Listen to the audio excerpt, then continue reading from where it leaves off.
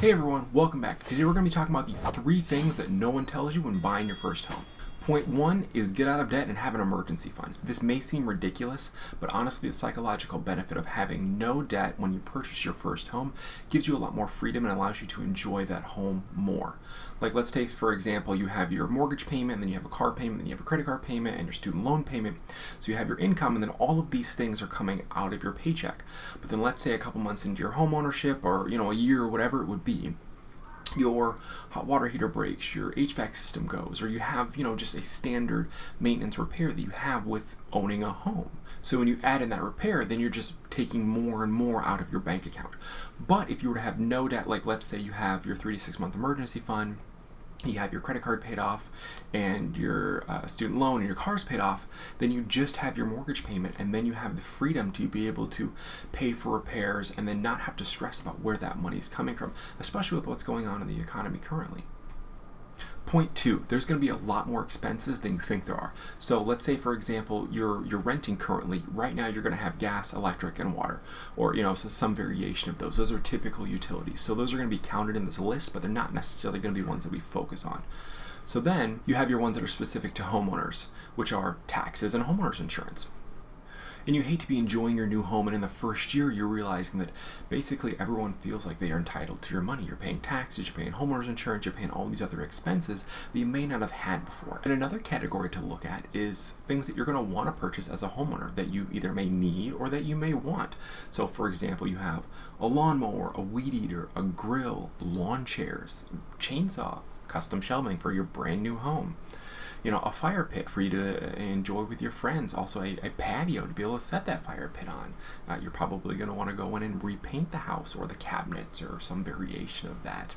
And then you have flowers and mulch to be able to make your house look nice. These are all expenses that are going to add up. And let's be honest, even though they're expensive, people are still going to pay for them. You have to mow your lawn. You want your house to look nice, so you're going to put flowers in. And it's fine to have these expenses as long as you're prepared that they are going to be expenses and you're going to have to spend money on that. Especially when you're going to stretch yourself to buy a new home. And lastly, we have, you could lose money if you don't stay 4 or 5 years. I hate when people say, my home is an investment. Your home is only an investment if you buy a below market deal, do some repairs, and then you build that basically sweat equity in the property. So I'm going to give you an example right now of how if you don't stay for an extended period of time, you could actually lose money on the house. So let's say you buy a house for $200,000 and you pay right at market value. It's move-in ready, it's nice, it's what all the rest of the houses are selling for. So let's say 3 years later you decide to move out, you sell that house for $210,000. You are going to pay that 6% in selling fees, which is about $12,600, which leaves you with $197,400 left over.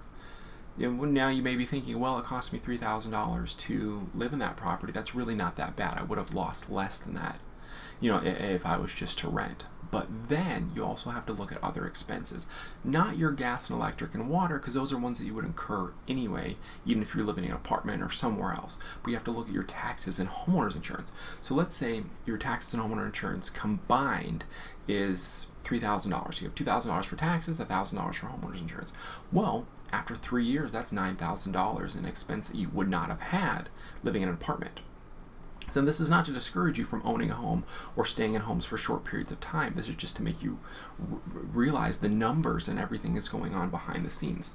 So after you subtract that $9,000 from the original $197,400 that you have from the sale of your property, realistically, that leaves you at $188,400, meaning that it costs you right around $12,000 to live in that house for 3 years. My advice is always buy below market value deals, paint, carpet, new kitchen, whatever it would be. And then potentially that $12,000 loss turns into a $30,000, $40,000 gain. But hopefully this video gave you something to think about. Catch you next video.